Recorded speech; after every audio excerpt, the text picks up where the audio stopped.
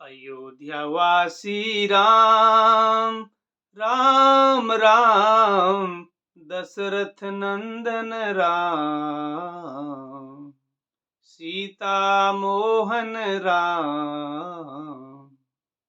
अयोध्यावासी राम। तो अयोध्या में राम प्रकट हो चुके हैं। सभी लोग अत्यंत उत्साही हैं और आनंदित हैं, क्योंकि भगवान रामचंद्र जो अयोध्या धाम में प्रकट होते हैं, वह अपने ही धाम में उनको मंदिर में रहने के लिए नहीं दिया जाता था, परंतु आज भगवान की विशेष कृपा हुई है और सभी जो भी राम को मानने वाले लोग हैं, उनके लिए एक खुशहाल खबर है और एक आनंदित करने वाला, उल्लास करने वाला यह पर्व है कि भगवान रामचंद्र अपने स्वयं साकेत जिसे कहा जाता है अयोध्या धाम को, वहाँ पर अपने नव निर्मित, वैसे तो पुरातन है सबसे, लेकिन वो जगह कुछ कारणों से मतलब घिरी हुई थी। बहुत छोटे से तम्बू के अंदर भगवान रह रहे थे। तो भगवान जिस प्रकार विशाल हैं, और उसी प्रकार भगवान के लिए एक विशाल मंदिर बना दिया गया है। और भगवान श्री रामचंद्र उस अपने बाल स्वरूप में, 5 साल के लगभग बाल स्वरूप में भगवान उस मंदिर में विराजमान है, अपनी पुरानी जो दिव्य प्रतिमा है उसके साथ। और अभी एक नया विग्रह वहाँ, इसकी स्थापना प्राण प्रतिष्ठा 2 दिन पहले ही हुई है। हम सभी ने देखा है प्रोग्राम।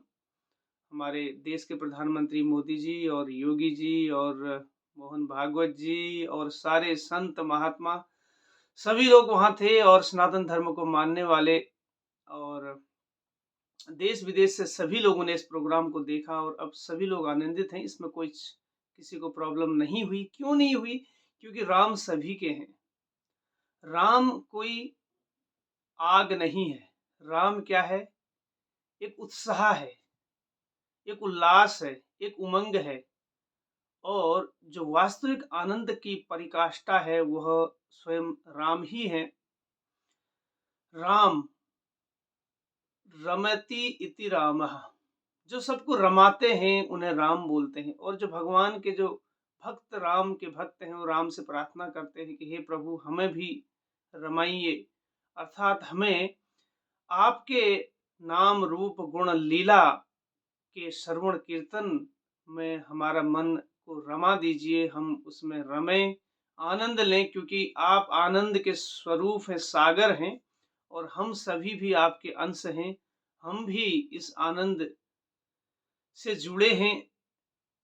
किसी कारणवश हम हमारी गलतियों के कारण आपसे दूर हो जाते हैं, कृपया हमें अपनी सेवा में दोबारा लगा लीजिए और इस आपके आनंदमय स्वरूप में हमें भी रमा लीजिए।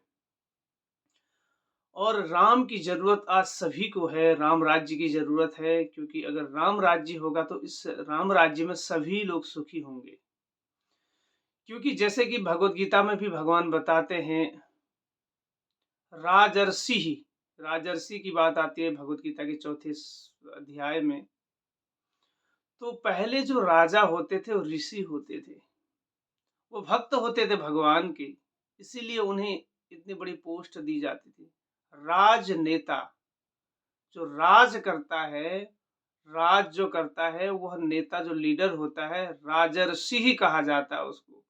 वो ऋषियों की परंपरा से ही चुना गया व्यक्ति को ही राजा बना दिया जाता है, क्योंकि वो भगवान के संदेश को समझ सकता है और लोगों को उसके अनुसार जीवन जीने की कला बता सकता है।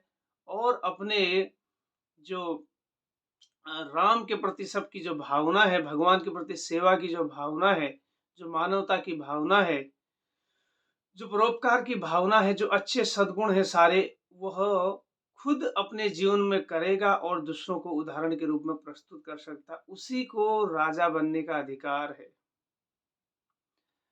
एक हाथ में शस्त्र, एक हाथ में शास्त्र, ये बात भी की जाती है। तो भगवान राम तो हमेशा धनुष लिए रहते हैं और भगवान राम के जीवन से हम बहुत कुछ सीख सकते हैं। भगवान राम के जीवन में का धैर्य हम देख सकते हैं। 14 साल का वनवास, उसके बाद भगवान फिर पुनः राजा बनते हैं। यहाँ पर तो एक राम मंदिर नया जो अभी बना हुआ है, राम उस मंदिर में अभी प्रतिष्ठित हुए हैं, अपने भव्य मंदिर में, दिव्य मंदिर में।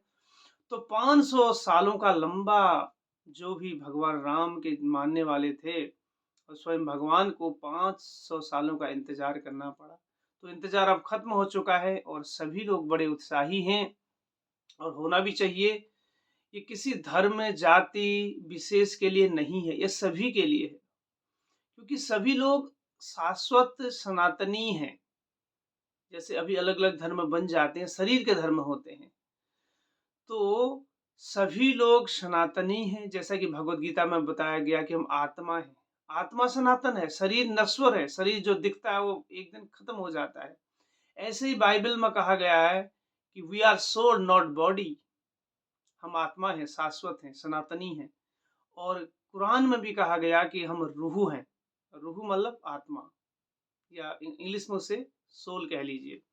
तो ये सारे जगह पर ये आत्मा की बात की गई है, सनातन की बात, शाश्वत की बात की गई है। हम शाश्वत हैं, हम शरीर नहीं, हम आत्मा हैं, भगवान शाश्वत हैं, हम उनके अंश हैं। इसलिए अगर हम सनातन के साथ जुड़े रहेंगे या भगवान राम के साथ जुड़े रहेंगे, तो हम सदैव ही अत्यंत प्रसन्न हो सकते हैं। तो ये हम सभी के लिए एक अच्छा संदेश है, और एक अच्छा उमंग और उत्साह से भरा एक सभी के जीवन में, जो भी जिस क्षेत्र में कार्य कर रहा हो, सभी के लिए एक हर्ष की बात है। और भगवान खुद उदाहरण प्रस्तुत करते हैं, और भगवान के बारे में सोचने मात्र से आदमी खुद शुद्ध हो जाता है और आनंदमय होता है, उत्साही होता है। इसमें भलाई ही भलाई है, अर्थात सोने में सुहागा है। जिसके जीवन में राम आ जाते हैं, तो उसके जीवन में सब कुछ आ जाता है।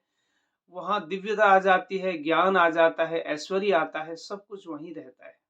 इसलिए राम सबके जीवन में आए हैं। सभी लोग राम के इन उपदेशों को समझें, और हम सभी के लिए एक उत्साह की बात है।